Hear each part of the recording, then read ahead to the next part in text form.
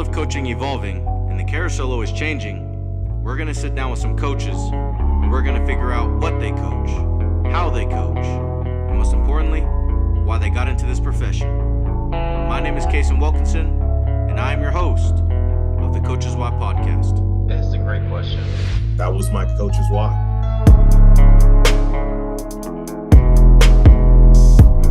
Welcome back to the Coaches Why podcast, guys. We have a special returnee. He's our second returnee of ever in our show. So super excited. Coach Mark Emerson over there at Butler Community College. He is the head track and field and cross country coach. There we go, up there. And so super excited to have Coach back on. So I appreciate you jumping back on here, man. Thank you. Yeah, no, for sure. Anytime I can come support you guys and talk a little track and field, cross country, man. It's always awesome, you know. Absolutely, man. Yeah, just since the last episode, which if you guys have listened to the podcast for the duration of us, or from the duration of, the start, I can't remember what episode Coach was. I think he was around 13 to 18, kind of one of the earlier episodes. So it's been a hot minute. So it's been a while since he's been on here, but if you went and followed Coach on any of those social medias that we promote or post in the description or wherever it may be, Coach has done really well in terms of kind of where he was at the time. Right, he was going into his first year at that time, and now he's through his full, or I guess halfway through his second year, and has seen some major growth. So.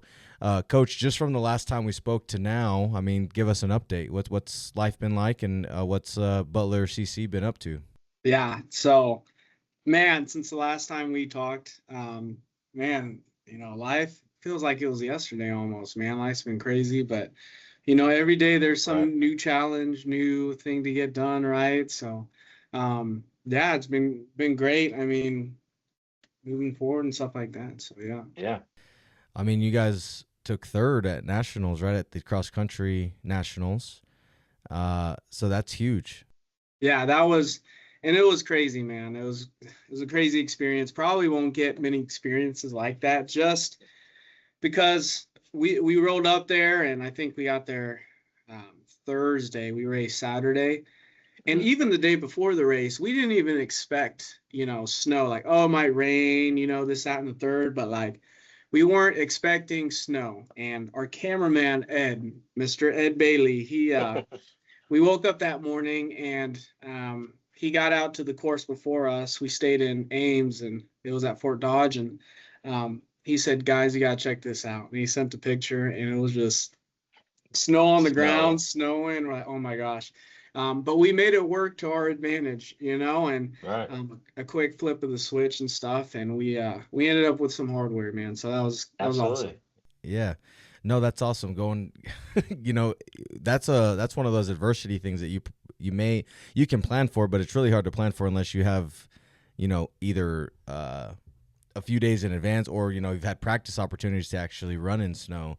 Not everybody gets to, so in that particular situation, your guys and girls just had to, your team, I should say, just had to step up to the show, rise to the occasion and overcome that. So that's cool. I was super excited whenever that happened. I was like, oh yeah, that boy. And then now also too, right, like in your current indoor heading and outdoor kind of season there as well, like you've been seeing some really good marks, from your team. Kind of, it seems like each week at least, either you or your social media pages are kind of posting about new PRs or national qualifying times or whatever. So you've or I should say marks. And so not only was cross country growth, right, from when you were your first year to this year, but it seems to be kind of playing a factor into the track and field side of things as well.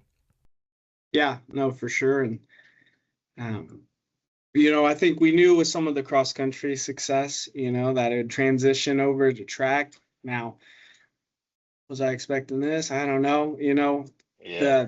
The USTF CCCA, our kind of coaches association, Yep.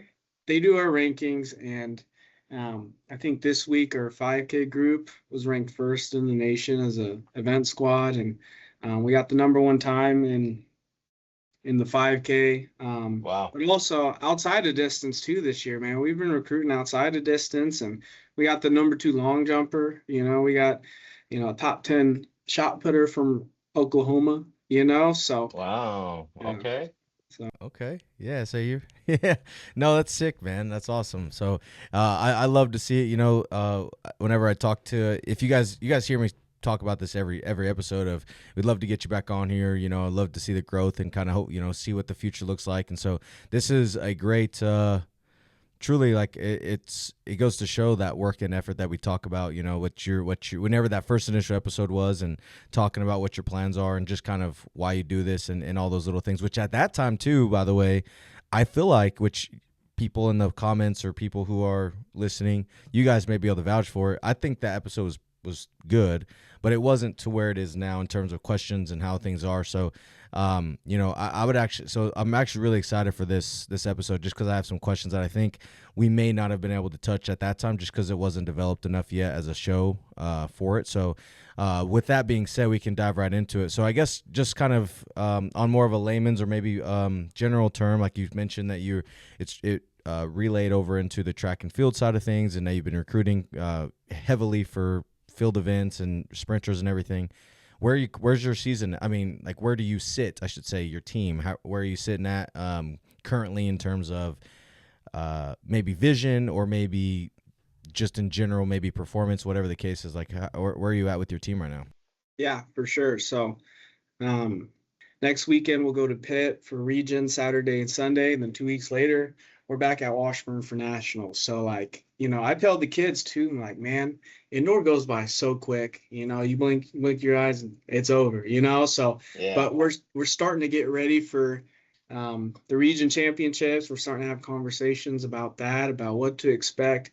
Wanting to step up, right? And we'll set our eyes on region, and then 2 weeks later nationals. But we'll see what we can do. I think guys are sitting number 11th in the nation right now. Ladies are 19th, and so Yeah. we'll kind of see what we can do these next few weeks. Yeah, absolutely. Yeah, when it gets to crunch time. Yeah, and you mentioned about how the season goes by so fast, but generally as a coach in cross country and track and field, I don't know if I talked to you about this or somebody else, but you're coaching for 8 months of the year, not including what you do over summer. So, athletes who come in, especially your cross country runners, and maybe not only them, but in particular them, since they are really year round, how are you coaching kids through that? And how are you getting kids to be able to peak really multiple times in the season, right? Like they have to peak really 3 times, maybe up to 6 with regionals and stuff. You really want to peak at that point too. So how are you coaching these kids in a team through those time frames where it's not just once we have to peak, wrestling, football, whatever, baseball, we have to peak when it matters here, maybe a month of the season or a few events, but you're peaking October, February/March, and then you're going again in May. Yeah, that was a great question. And yeah, so like cross country season, it's pretty easy just because, hey, we're getting in there, a few months, and then we're able to get to regions and nationals in November and peak there. But that's when you start to like talk about, okay, whether that's hey, we take a couple weeks off. For me personally, after cross country season, at least a week, if not 2. Just do nothing. Just relax. Yeah. You're good. Yeah. Hey, it's a long track season, mentally, physically, and for indoor and outdoor. And, once indoor's over, hey, we're rocking and rolling to outdoor, So I tell them, man, I know you guys are itching, but like, it's okay, Yeah. And then, obviously indoor and outdoor, that could be a little tricky. Do we try to peak for indoor a little bit, but we're not too concerned with it as much as outdoor, Right. But so outdoor is kind of the heavier, like you care a little bit more about outdoor than indoor. Not that you don't care about both, but like that's kind of like the big show essentially. Yeah, no, for sure. And we take a long-term approach with anything with our training. So especially in like middle distance running, in my opinion, in my theory, and some distance coaches might throw rocks at me for saying it, but with like peaking and stuff, I believe in like, you get flatlined, or there's like a kind of, you know what I'm saying? Yeah, plateau, yeah. Yeah, plateau. But I don't know if I believe in peaking, more so being rested, right? Okay.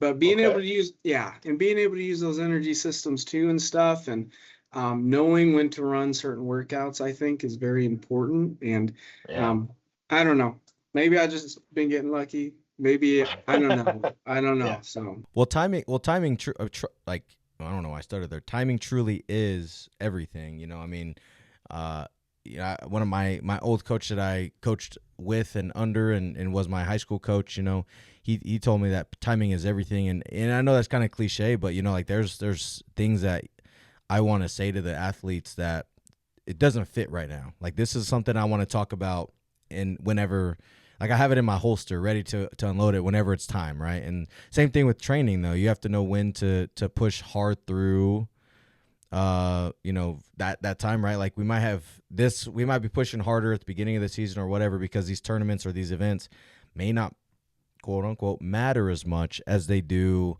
the one right before nationals, or the last chance event, or regionals, or district, whatever it is, right? Like, knowing those things too. Yeah, 100%. And like, I'll give you an example today. I'm giving a little bit of my sauce out, so I need my competing coaches. Right. But like today, it's Thursday. Some of my guys are running the 3K at Washburn Saturday. We just ripped 5x2 mile with 3 minutes rest at, like, it's a lot of volume, right? But like, also, hey, we're working through it, right? Yeah, so, absolutely. That's a big deal. So you did give out some sauce there, so I appreciate, so those coaches out there, but like that, so you said 5-2 mile, the 5x2 mile, for one, that's 10 miles in a day. So that's impressive, right? Just me, cause I'm not a runner. So 10 miles for me is like that's up there.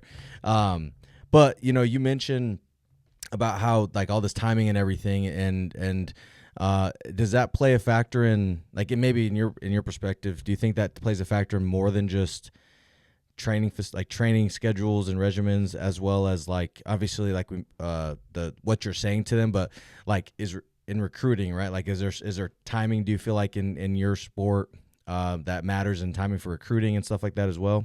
No, yeah, 100%. And in my world, at least, I feel like right now, like, we're in the midst of things. So like, recruiting, it's pretty heavy right now. A lot of kids are starting to make their decision, or like, we have a lot of kids that are going to make their decision at the end of the month. Like, so it gets tricky too sometimes, because like, hey, we want to get out there and be, at least on my side here, is like, we want to get out and like be aggressive, and hey, maybe I do want to recruit some jumpers in the fall, but then it's also like, well, like, realistically, if we reach out to them, and then, you know what I'm saying? Like, but there's kind of a balance to that, if that makes sense for us. I don't know how it is in the wrestling world, but yeah, I mean, kind of, right? I mean, we have a timing thing. It's kind of different between men's and women's wrestling, though. Like, men's wrestling, you kind of see it to where you kind of have a little bit more people wanting to wait on their decision after season, because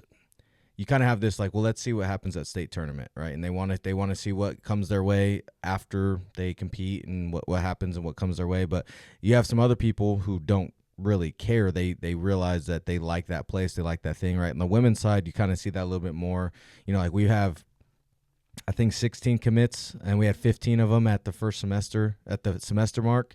And it's not like they're, and not to say anything bad about, athletes who aren't capable of getting to the next level, but they aren't pudge, right? Like, we have one girl coming in who's number 25 in the country, and she's ranked 25th in the country in her weight, and number 7 the number 7 senior in the country at her weight. So like, multiple more state champs. We have some All-Americans coming in too. So like, it's different, because those type of athletes on the men's side, if they're not going Division I, like, if they're not at the highest level, they like to wait.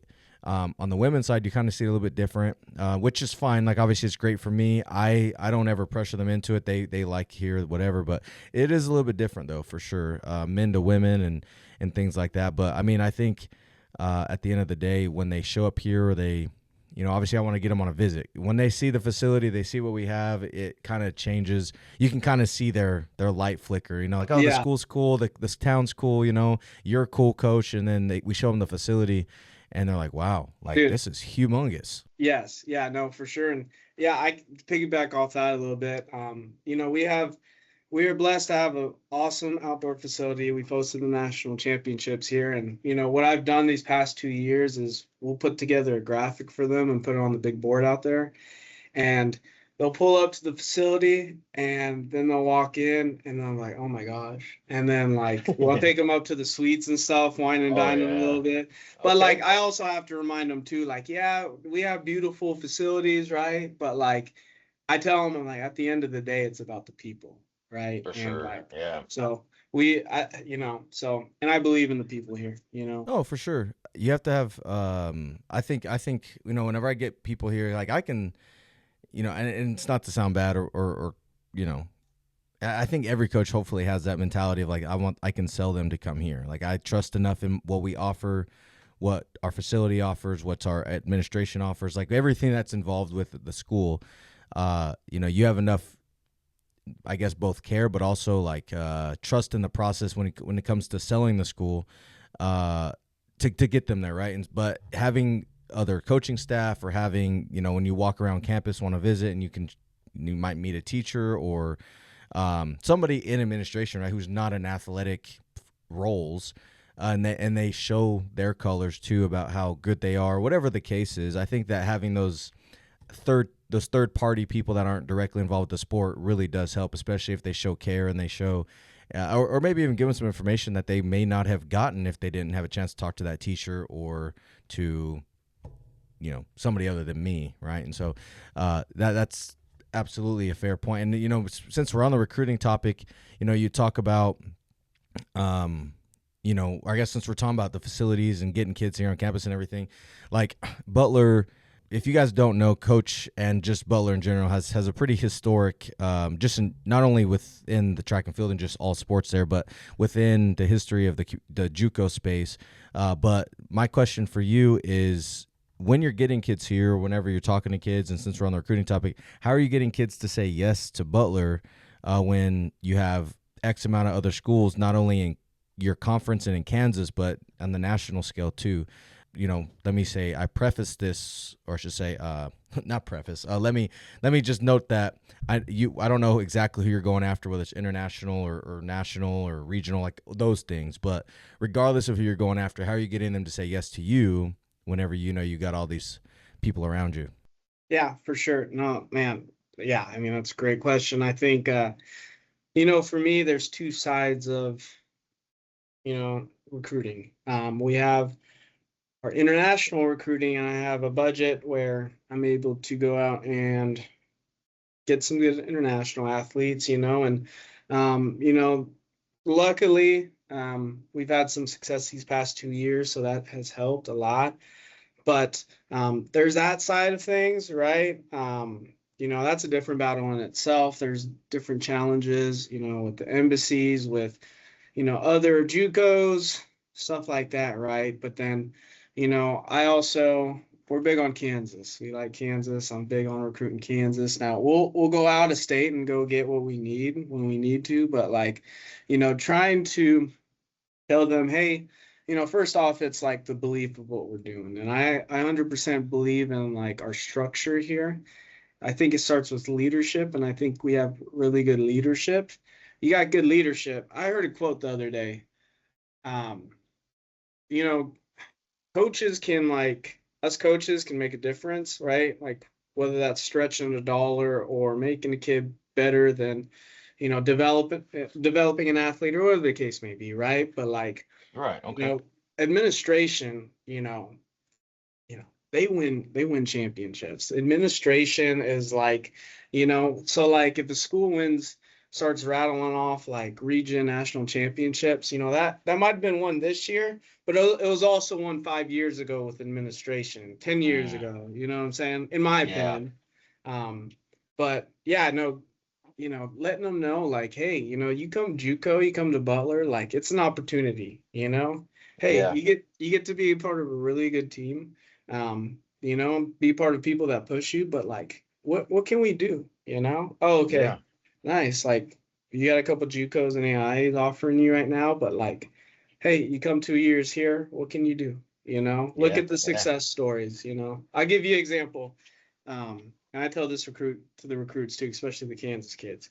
We had a kid, Zach Trotter. Zach Trotter was a 156 half miler, and he was from down the road, 40 minutes, Clearwater, Kansas. And he's getting recruited by a couple JUCOs and EIs, but like decided to come to Butler. And his sophomore year at the outdoor national meet, Zach ran 149, and Zach made the finals, and he's at Florida State now. Yeah.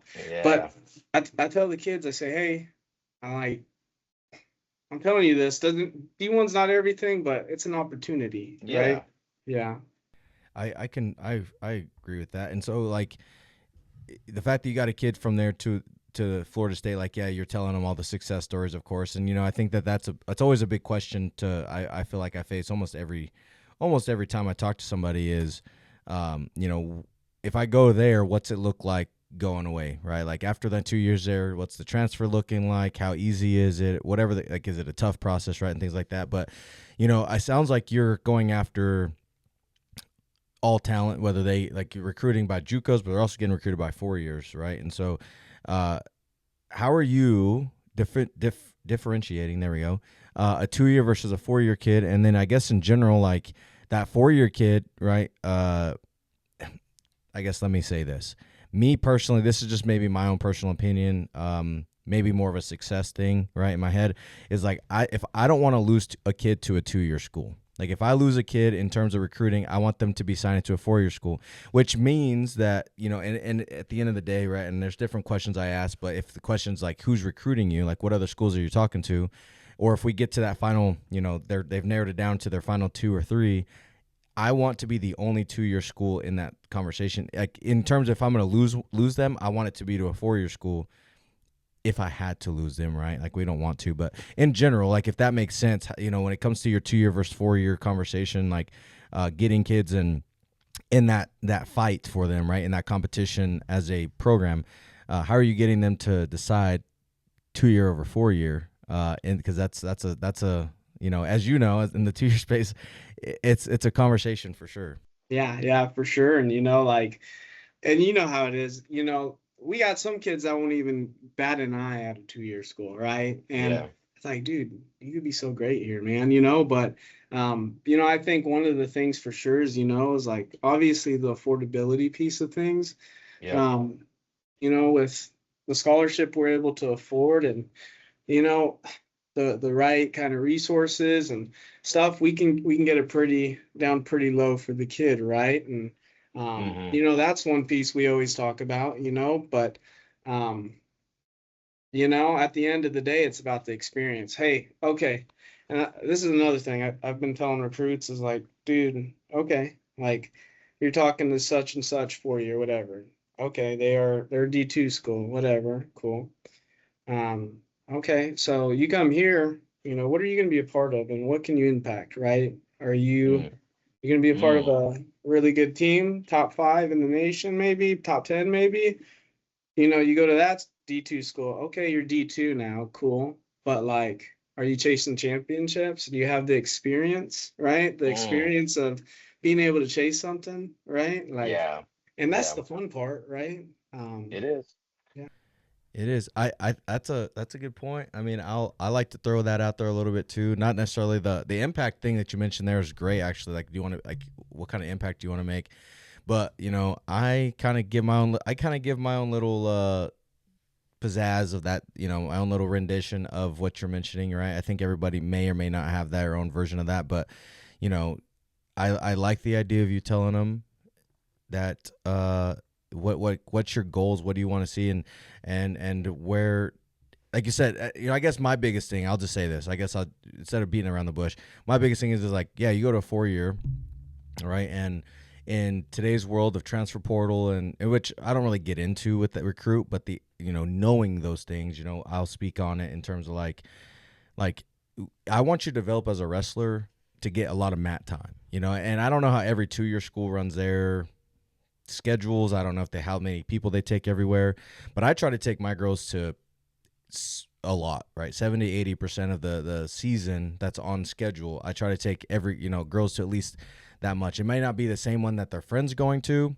but it may be, you might not go this weekend, but you're going next weekend, or vice versa, right? And they go 70-80% of the season, and understanding, like, I want you to develop by competing at tournaments, wrestling girls, wrestling this, wrestling that.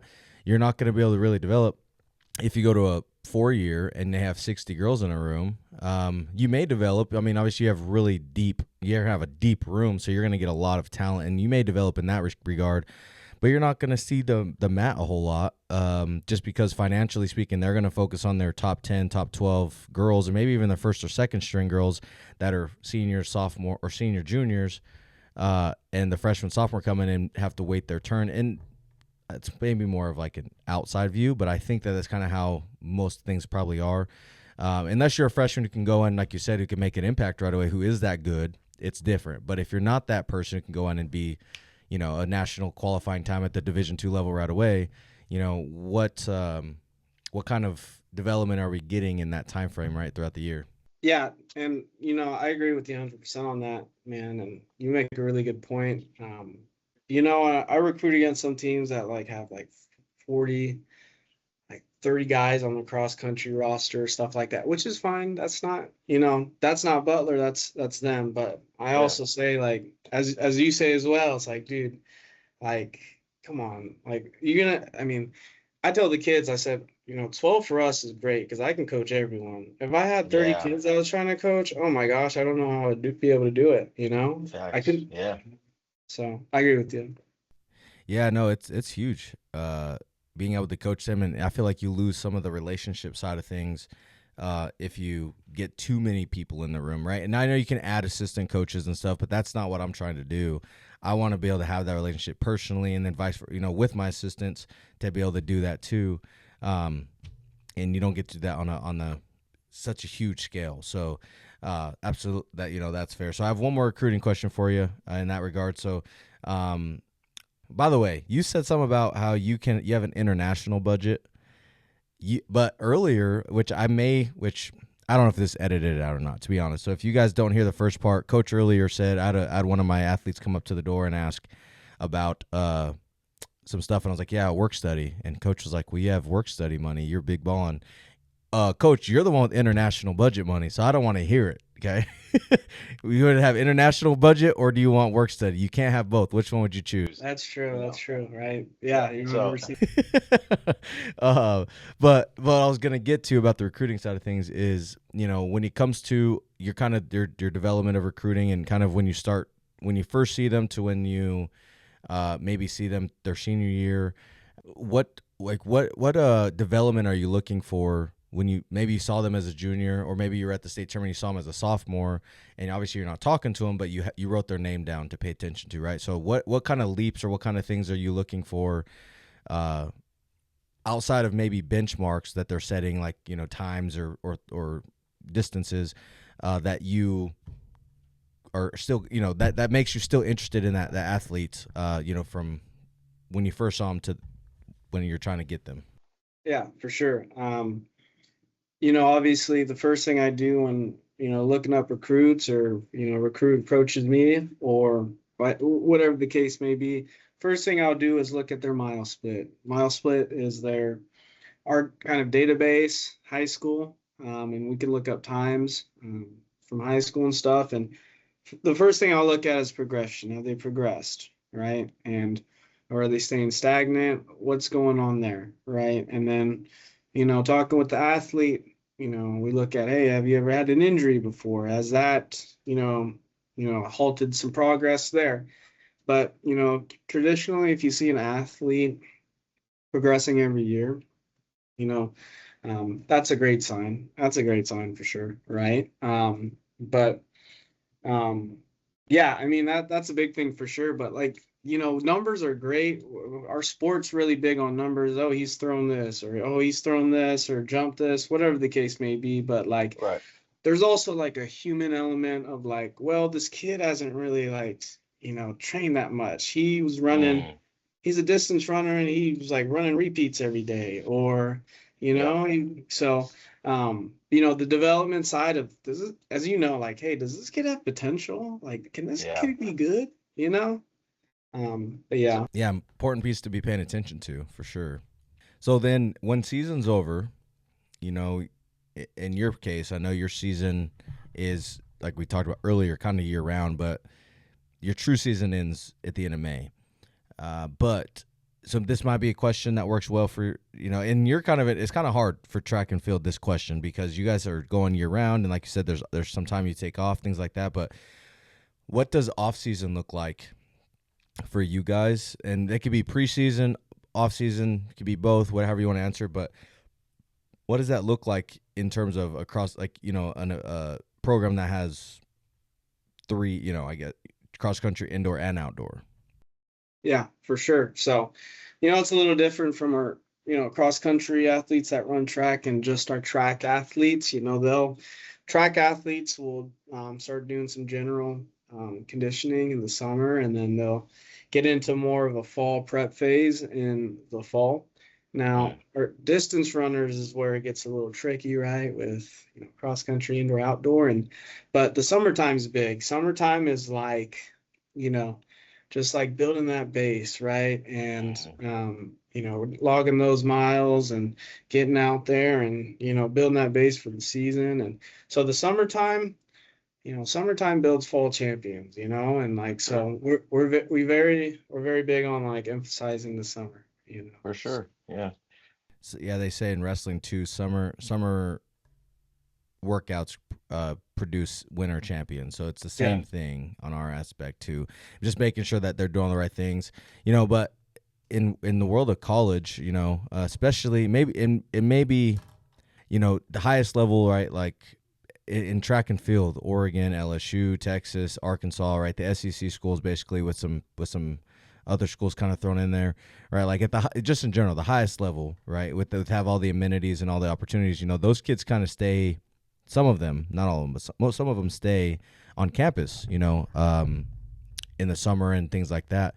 But for you and for me and for a lot of schools, not only, they go home over summer.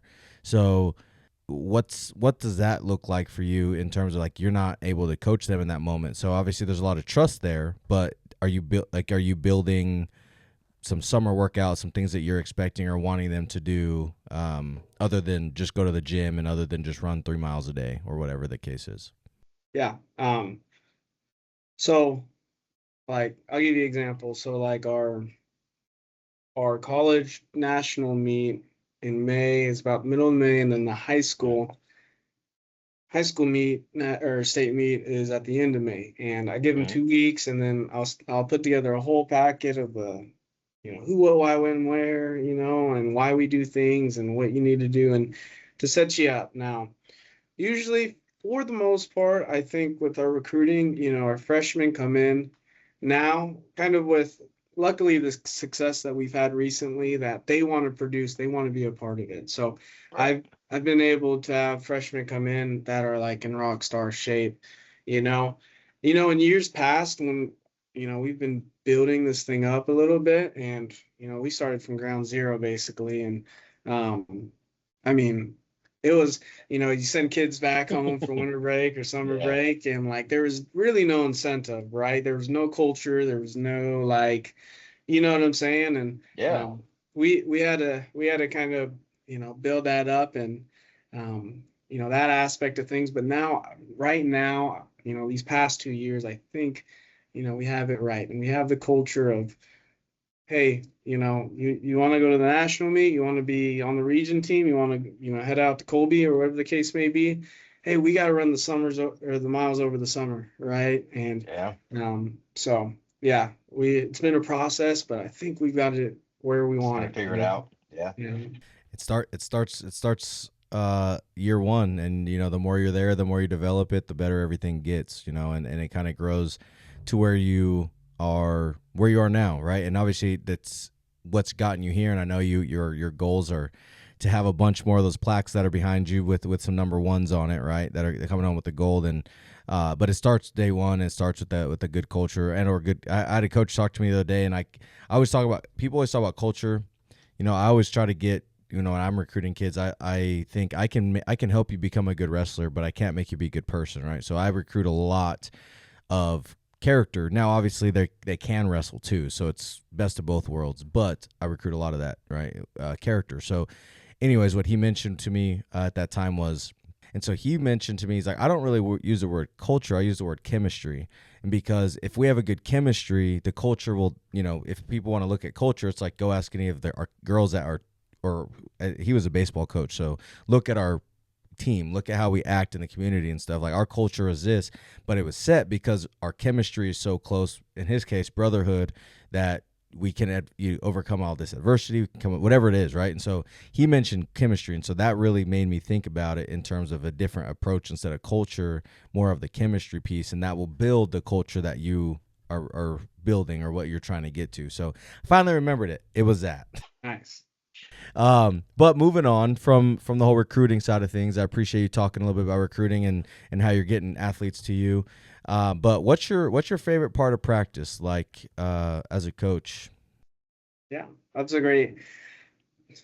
Personally, me, some people like as a track coach, distance coach, whatever. They're like, oh, the splits or the specific Mm-hmm. workouts we're writing to for me, I just like the interaction with the athletes every day.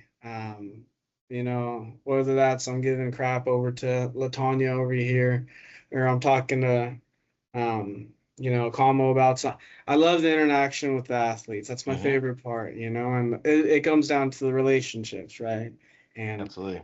yeah, so What's your favorite tradition that you've implemented within our program.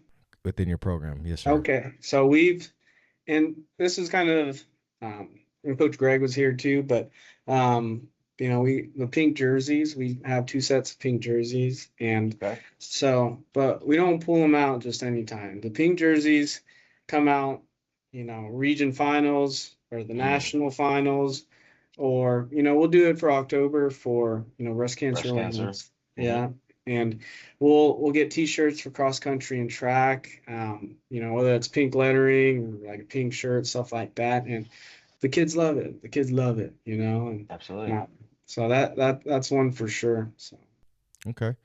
How do you? Well, we kind of talked about peaking, so that's fair. But what does a typical practice look like for you? And I know this is probably a vague question in terms of track and field and or cross country, because I know it depends on time of year and when within that year you're doing it, right? Especially if you have an indoor but it's cold and so there's variables, I know, but I guess like a middle of the season practice, right? Let's just say your indoor ends in end of February, early March. So let's just say this is a practice in mid-April. You're still a month to 2 months out from nationals, right? Like, what does a typical practice look like in your eyes or in your program? yeah, for sure. So I'll just say, like, we'll just hypothetically say like workout days. So like, obviously we've once a week we're still sticking with the strength a little bit, keeping that aerobic component to things, but we'll come in. We have our routines, so that's jump drills, and we'll go on our warm-up jog, do our dynamics, all that stuff, go through our routines, and then we're straight to the workout, cool down. Now, around the workouts are recovery days, and that's for us, the recovery days are important because obviously, like, nice easy jog, right, get recovered for the next workout, but we use that time to, we'll come in before, we'll do our injury prevention, we'll do like our Okay. hip routine, back routine, knee, shin, all that stuff. We'll do band work, we'll do our mobility, obviously abs, stuff like that. We'll spend, 30 minutes doing that before practice, and then we'll jog, come back, do hurdle mobility, stuff like that. So a lot of those smaller things, we try to incorporate for sure. Yeah. Absolutely. Okay. So what drill or programming thing should athletes/coaches use every day? Yes, I think, hips are important, especially in running. So we do a lot of hip stuff, whether that's with bands, whether that's, you don't even need bands to do hip stuff. When I first got started here, we just didn't have money to spend on bands. So we just, did it without bands, but A lot of hip stuff for sure. And but yeah. Hips and bands. Okay. Hip mobility. Okay. So how do you help athletes develop mental toughness? For sure. Yeah. And That's a tough question. I saw yeah, the it is. smile as soon as I said it. Yeah, definitely. Here's the thing. Every athlete, in my opinion, and as you know, they come to you as they are. All right. Recruiting can help a little bit with what you bring in, but some people, you know, are different than others, and you meet them where they're at. Absolutely. And Mhm. but here in Kansas, it can get cold sometimes. Here in Kansas, it can get windy. It can Yeah, rain, of course. and we go out, we're gonna go run, we're gonna go run outside. It might be cold. Hey, it might be raining a little cold, but hey, we're gonna get through it. Yeah, that's Yeah. fair. So I think that's one way as us runners, try to get through it and build some mental toughness, build character, as they say, right? Yeah, builds character. Yeah, absolutely. Yeah, I mean, but you're right. Sometimes you got to throw them in the fire, and they come out on the other side, and it makes them stronger. So I guess you got to have to do it sometimes to make that progress. Yeah. That's fair. So then, I didn't ask you this question on our first show. I didn't have this question developed yet. No pun intended when I ask you, because there's a word in there that's just, I said developed, but I didn't ask this question at the time. But I think it's a good question, cool question, just because every coach I think is different, and I know part of it, and you'll understand why I say this, but every athlete has to want this, and it comes down to the athlete. But for you, how do you where do you start with development, right? Like we talked earlier about the rooms and, potentially getting kids from a 2-year to a 4-year, and the 4-year has their preference on how they run things, and they may not see a whole lot. So in general, right, we talked about development a little bit. We want them to develop. So in your aspect, knowing that they have goals, not only be successful here, but there. And I think, and I know I'm kind of ranting here, so I apologize, but especially in cross country, in my own head, because I think it's easier to explain it in cross country than track. Because cross country, you have the top 5, right? And then at least the top 5 who can score at nationals, but I think you can take 7 or something like that to run, maybe 6. But you can take 5 to 7 in your top 5 score. But you might have somebody, leading up to that who maybe year 1 is maybe 8, 9, 10, 12 on that list, right? They want to be in the top 5. So obviously that's why I said the cross country, because track's a little bit different, I think. But how do you get a kid who wants to be there, who's working hard to doing all that, but they're just not there yet? So where do you start with them, and how do you develop them to where they can potentially be a point scorer at nationals? Yeah, for sure. And no, that's a great question. I like that question a lot. That obviously with the JUCO level, as you know, we turn over athletes every 2 years. Mhm. So we're always recruiting, right? Always Mhm. recruiting. And so for me, it starts with a vision, and I'm a big meetings guy. So we'll meet like one-on-one. We'll talk about things. We'll talk about, you know, how is training going, stuff like that. But, also giving them like a light at the end of the tunnel. In my opinion, athletes like, when you give them like, hey, like you do things right, that could That's be where your you can be. outcome. Yeah. Mhm. And we've had kids, through the years I've been here. I mean, they start off as number 12, and the next thing they're freaking balling out. But I Yeah. think it starts with that vision freshman year, early and often, and talking about things and where do we want to go, what can we do, Yeah. Yeah. It's big. Like you said, a lot of it comes down to their own mental and them wanting to do it. It is a big thing too. How willing are they to put their body through something they may not be comfortable with, something they've done before. So, for sure, I can understand that. And so, by the way, if you guys are still watching this, listening to this, if you're on YouTube, make sure you guys hit that bell, like, subscribe, the whole 9 yards. If you guys are an audio listener, make sure you guys hit those stars, leave a review, say what you got to say, but say it with your chest, because Coach and I want to hear it. Coach, I don't think I had that one at that time too. If I did, it wasn't as clean. So Yeah, that was pretty clean. appreciate it. I messed that up sometimes. Sometimes I go fast and I screw it up. But I locked in for you today. I have a few. I have a kind of a rapid fire here. I know I've kind of rapid fired through some things with you already, but these are true rapid fires for you that I think are pretty interesting. So, how do you describe your coaching philosophy, and how has it changed over time? Relationships, I think emphasizing relationships more, before it was more black and white. I thought it was about the training plan. I thought it was about, almost the math equation of getting them there, right? But it's more so about the relationships, right? Absolutely. Yep. Big piece of it. I saw this thing the other day. It was a wrestling thing, of course, but it was talking about how, and I think it was directed towards athletes. It definitely was, but it was saying, find a coach that you can trust and that trust you, but also that you can trust them. Because if you get a coach that you can trust and you have that relationship with, they can push you farther than you've ever known you could go. And by just trusting, and you being able to trust a coach, they trust.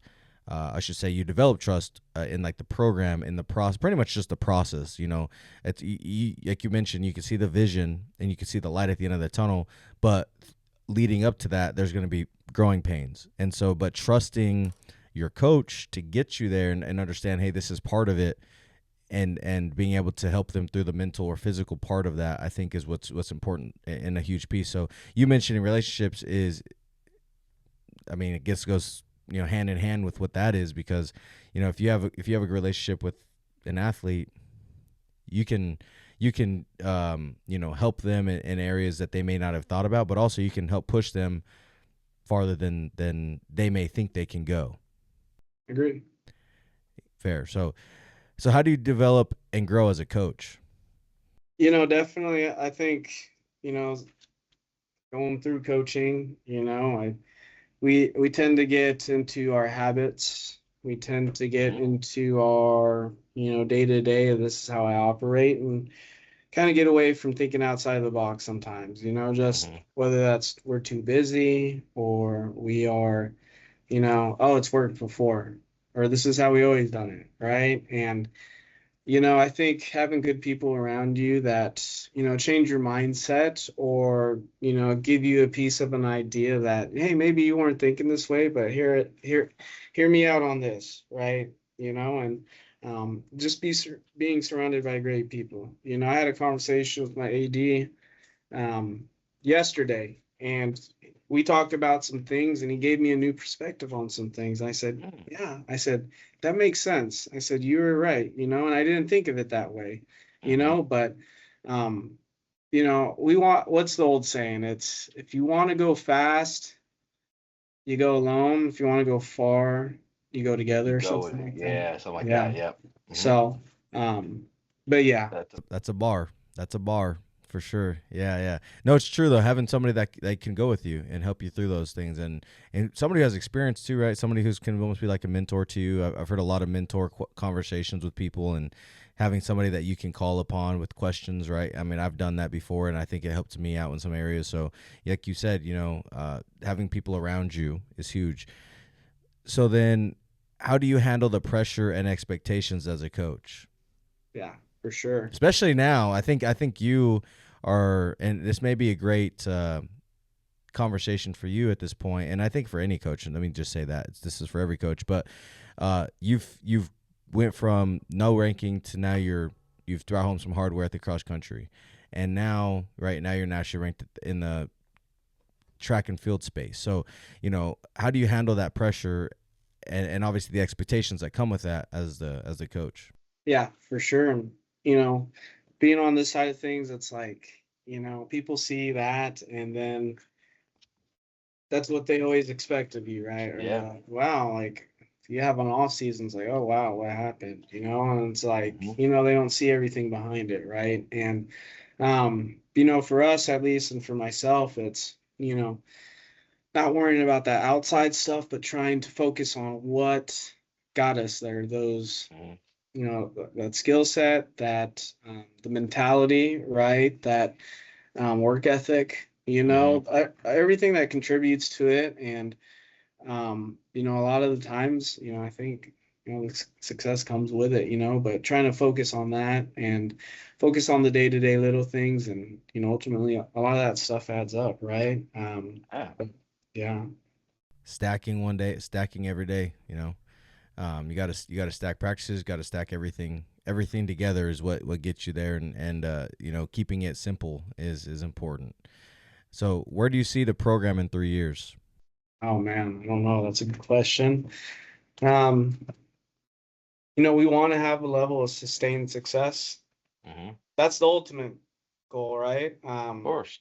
I don't think, a couple of years ago, say 2 years ago, I didn't think we would be, third place at the national meet, right? I didn't think it was going to be like that, but now that we're here, like, can we try to keep it? What's success for us, right? Is it hardware? Maybe it's our team GPA. Let's have the best team GPA on campus. Our girls are rock stars. I think, hey, let's continue to be at least top 3 on campus with team GPA, right? I think that's a great goal. Um, trying to run a really good program that is respected, right? I think that's a good goal and thing that we want to do, right? And hopefully continue to like help just develop people. That's definitely, yeah. A So, big piece. Okay. Yeah. So what's the best piece of advice a coach has given you? ooh, that's a good one. That's a good one. Yeah. Yeah. No. I know when I was getting into it, it was, you don't get into coaching for the money. You get into coaching to impact others. And Yeah. we are definitely in that now. We're not broke by no means, but like we're not striking yachts. balling. We're not balling, right? So For but sure. yeah. Yeah. Okay. So what's the one piece of advice that you'd give to a coach? Yeah. Um be patient, be willing to learn, be willing to listen to, others around you, your bosses, your mentors. When I got into this thing, I mean, I'm not even gonna lie, I was pretty stubborn. I thought I knew it all. Young college Yeah. kid with all the thoughts in the world of like being great, and I knew how to do it, right? And Yeah. sadly, that wasn't true, and but luckily I've been able to have some good people I knew that helped me, and Yeah. let people help you, So, Absolutely. No, that's big. People let people help you. Yeah, be willing to ask questions, be willing to get some help, right? It's crucial. So, kind of finish it off here. I don't know if I asked you this question. I know I've asked other coaches in the track and field space this question, but I don't know if I asked you this one. I know I asked you what state produces. Well, did I ask you that? I don't think so. All right, we're gonna run the 2-piece then. 2-piece with a side. What what state produces the best high school track and field or cross country? Ooh, that's good. That's a good question. Texas has a lot of great talent down there. Mm-hmm. I don't go down there as much to recruit. When I was at Fort Scott, I went down there a lot. Like Texas, Right. oh my God, so much talent down there. I think, They do. yeah, especially track and field world. Florida's all right, pretty good. California, I think on the distance side of things, Utah is very, very strong, whether that's altitude or whatever, Colorado. Yeah. Um, but yeah, that's Okay. what I'd say there. Utah, Colorado for distance, Texas for sprints, and just track. Okay. So then my other question I had for you is what's your favorite event to watch as a coach? Yeah. Yeah, no, for sure. Lately, I like the long jump. Okay. Long jump's fun to watch. We got a really good jumper, Vernell Holt. He was a state champ out of Missouri. He was top 100 in the U.S. And he's been doing awesome this year. So I like watching him jump. It's like art, right? Yeah. High jump's another one. It's like art, right? Mm-hmm. And it's magical, and I love it. And so some of the jumps for sure, and yeah. Okay. Jumps. You're liking the explosion and all that, the excitement of that. Okay. I like it. So last question is, out of all these things, right? You're talking about cross country, track, and jumps and sprints and everything like that. Which one do you find, in terms of track? It's one of those things where it's like weightlifting. That sport will always beat you. There's always going to be a time that you will not be able to reach, right? No matter what it is. I don't care. It's a throw distance. If you throwing 62 meters, hey, 62 and a half, you just cannot beat, right? Or whatever the case is. Like, there's always going to be something that you will not beat. Same thing like in the weight room. It took me a while, like when I was younger, somebody told me this, but like the weight room, you will physically never beat. You will never beat the weight room because, weight, right? So like what I'm getting to is, how do you coach a kid and or a team when that comes to light, to overcome that mental, like, damn, I can't break this 9-1 pole vault, which might be a lot, but I can't beat this 14-foot pole vault, or I can't beat this I run a 10-3, but I can't break to the sub 10-3s or whatever, right? Like, that makes sense. How do you coach a kid through that and through that mental barrier? Yeah. Right, No, for sure. Yeah. And you see it firsthand. It's like, man, like, whether that's every meet, they just can't get over that bar, right? Mm-hmm. Or they just can't break that PR. And I think it starts at practice with the conversations you have, and with the mentality of like, hey, we come to practice and we're going to get there. You got to trust the process. We got to get there. And, not everyone's journey is the same, but what I love to see, my favorite part is when, an athlete like finally makes that breakthrough. And usually a lot of the times it's a big breakthrough, and you're like, oh my gosh, they're happy, you're happy. And you're like, see, you're like, it worked, right? Yeah. That's big. No, that's fair. Well, I can say this, Coach. I really appreciate you jumping on here tonight. I appreciate you willing to do one this afternoon instead of this morning. I really appreciate that. And so I don't know what the next thing would be. I would love to get you on for a third one at some point. I don't know. I haven't quite developed a third episode quite yet.